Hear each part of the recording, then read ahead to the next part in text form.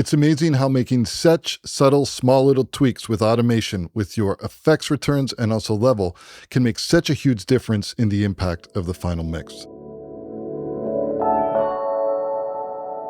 My name is Marcus Huyskens, and thank you for joining me.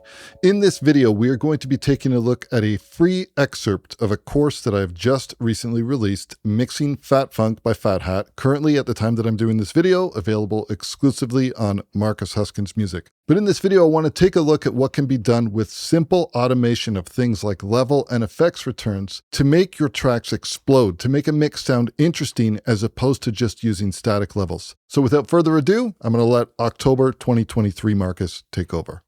Now we're going to start to get into some of the things that really make a huge difference. Let's bring up the guitar delay plugin, and in this case, I'm using H delay. We are set to ping pong. We're at an 8th note, and this is just adjusting feedback to taste. I have engaged lo-fi because I want this to have a little bit of a degraded quality. And then I'm using the actual low pass and high passes. So I'm filtering the sound that what I'm allowing to happen to come through with the delay. Anything from 416 hertz all the way up to 3.16 kilohertz. This is what we're looking at. And because this is on an effects return, this is 100% wet. And I don't have any of the analog circuitry, which is adding noise. I don't have any of that. So let's take a listen to this.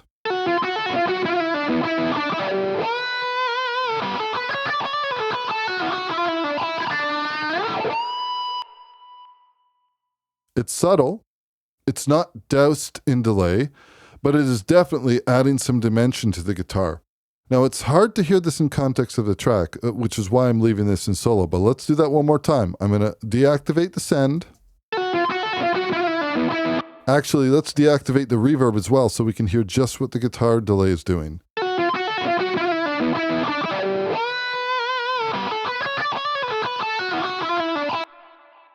There we go. Not a lot of feedback. It's not repeating itself over and over and over, and it's quite quick in terms of being a ping pong, but it's just adding a little bit of a space. It's adding a little bit of a slap. We will now go to one of the major things that I love about this mix, which is micro shift. Again, I'm going to deactivate both of these sends, and let's bring in micro shift now.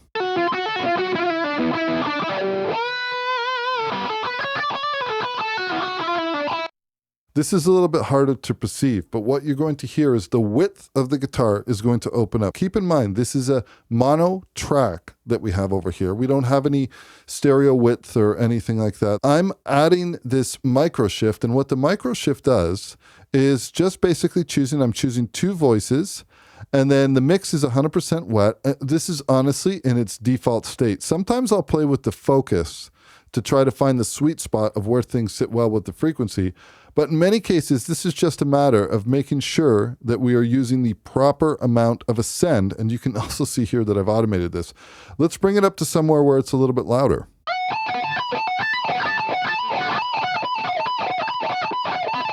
You're losing the width. Sorry, that was the wrong one. Let's do that again. See how it turns to mono? And now we hear it spreading out on the sides. Now, the other interesting thing with this plugin is that I'm only doing a bit of sculpting in terms of rolling off some of the low end, but I'm letting the top end come out. So I don't want this to be overly thick. And the majority of the spread that I'm looking for is residing in the mid-range and to the upper mid-range, and obviously the high end over here. But notice here that we have a nice gradual low cut that's coming in at 220 hertz. This is just cleaning up the low end of that guitar. Now I want to draw your attention over here to all this automation. This is not something that I penciled in with a mouse. This is not something where I grabbed a paint tool. You could do that if you wanted to. But these automation curves that you see here on this lead guitar track, this is actually me riding these levels in with a fader port, and I'm feeling the music. I'm performing this automation, and I'm allowing certain moments of this guitar solo to have a lot of spread and to get wider. Now, this is most exemplified in the very beginning of the song, in the very first note. If we take a listen to this, and let's even throw the plate and the guitar delay. Listen to this very first note. Now, in addition to my send levels for the micro shift, notice that I've kind of goosed up the delay just for that moment. And there's a lot of delay automation in terms of the delay send that's being automated through this whole entire solo. But let's take a look at what's happening here. I am going to bring this in and let's leave the micro shift over here. I'm going to make sure that this is activated. And what I'll do is I'll turn this from read mode. I'll just turn this to off. Listen to how the guitar sounds on that very first note when it comes in. We're going to listen in solo first, and then we'll listen in context.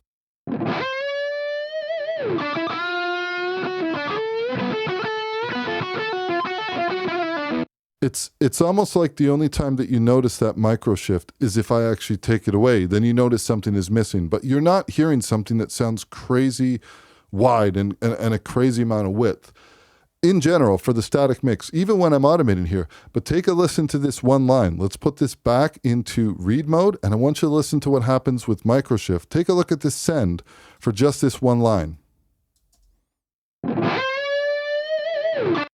That's a lot. That is a lot of width. So what's our level here? Our static level, where I'm averaging, at least for the beginning part of this, is minus 17.6. And what am I sitting at over here?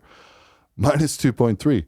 That is essentially 15 dB difference in terms of the send level. But guess what? I needed that first line of that guitar solo. That had to really just jump out at me and scream. So if we listen to that, we'll leave the plate reverb and the guitar delay. We'll listen to that out of the mix, but take a listen to how this line jumps out, even if we don't have the reverb and the delay on the electric guitar solo. Take a listen to this line now.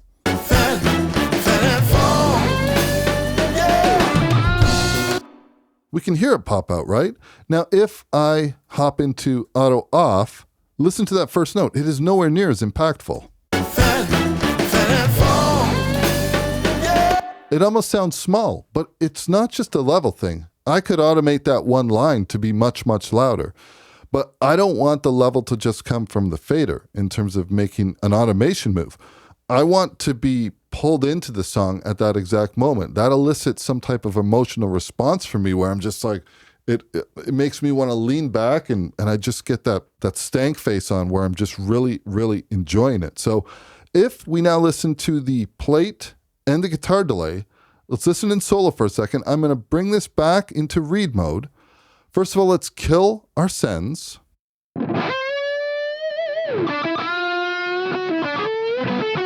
Now let's bring all the sends in.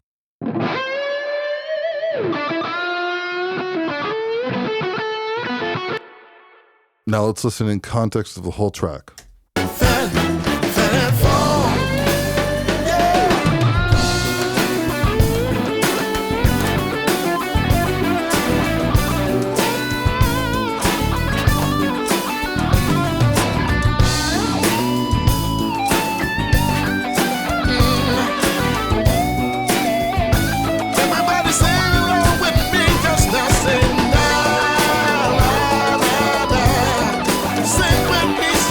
A lot of stuff going on with the guitar, especially in this area here. In one case, you might be tempted to actually bring that up much higher to have it poking out.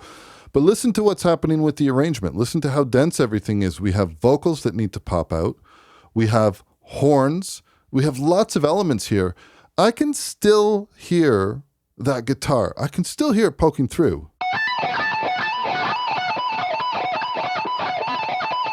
But notice it had to come down.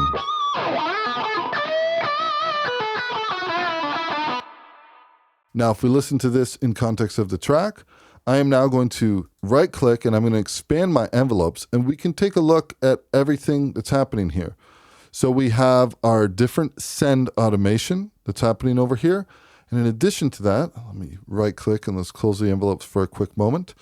If I click automation here, we also have our volume. The volume automation, it seems subtle when we take a look at this.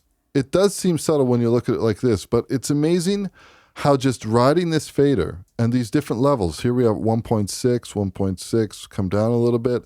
This area, we go up to 2.5. For this particular area here, I'm up to 3.4, then I come down a little bit here, and then I ramp up again. I'm not drawing this in. This is completely by feel, and this is me actually performing my automation No different than if I was playing an instrument. I am riding the faders, and I'm looking to get the energy to where I need it to be. And it is a mix between a bunch of different things. But there's nothing that's really too crazy in terms of what we're doing over here. We have our automation, and then we have 2 send levels that we're riding. And also I have a VCA in place here just in case I need to make any adjustments to these guitars. And honestly, I don't know if I did. I probably use it for just a static offset. But now take a listen to what's happening here with everything in context. And I'm going to just let this whole thing play. But take a listen between the volume automation, the panning automation, or rather the send automation for microshift, and the send automation for the guitar delay. That's all the automation that we have over here because we're not doing anything in terms of panning. Take a listen to this now.